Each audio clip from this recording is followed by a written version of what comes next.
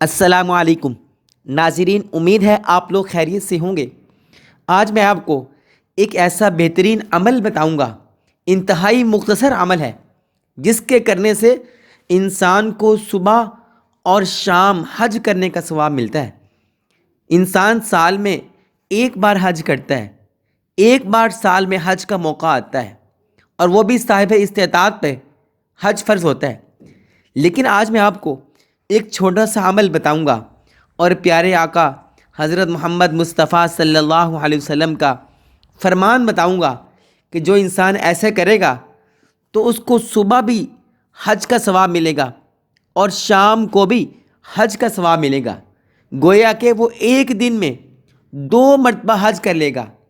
رحمت کائنات حضرت محمد مصطفیٰ صلی اللہ علیہ وسلم نے ارشاد فرمایا، جو شخص صبح کے وقت 100 مرتبہ سبحان اللہ اور شام کے وقت 100 مرتبہ سبحان اللہ پڑھے، وہ اس شخص کی طرح ہے جس نے 100 حج کیے۔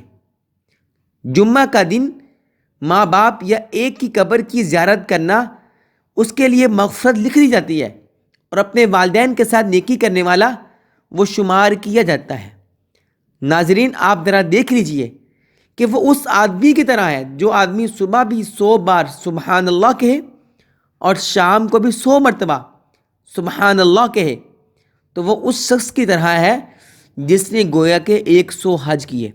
جس نے آدمی نے 100 حج کیے، وہ آدمی بھی اس کے برابر ہو جاتا ہے جو صبح بھی 100 مرتبہ سبحان اللہ کہتا ہے اور شام کو بھی 100 بار سبحان اللہ کہتا ہے۔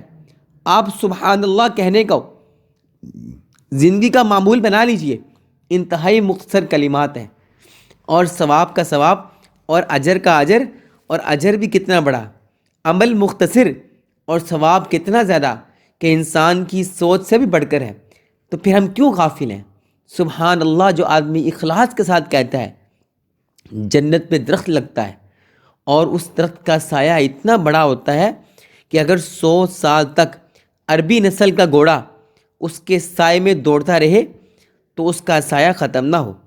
اور عربی نسل کا گھوڑا اس لیے کہا کہ وہ انتہائی تیز رفتار ہے، لیکن اتنی تیز رفتار بھاگنے کے باوجود بھی اس کا سایہ ختم نہیں ہوتا جو آدمی ایک مرتبہ سبحان اللہ کہتا ہے۔ تو جو آدمی 100 مرتبہ کہے گا اس کے درخت کو لگے ہی لگیں گے، لیکن اللہ تعالیٰ اس کو حج کا بھی ثواب دے گے۔ ناظرین، اس عمل کو اپنے پلے باندھ لیجئے، دنیا بھی اچھی بنائیے، آخرت بھی اچھی بنائیے۔ ملتے ہیں ایک اور ویڈیو کے ساتھ، تب تک کے لیے اللہ حافظ۔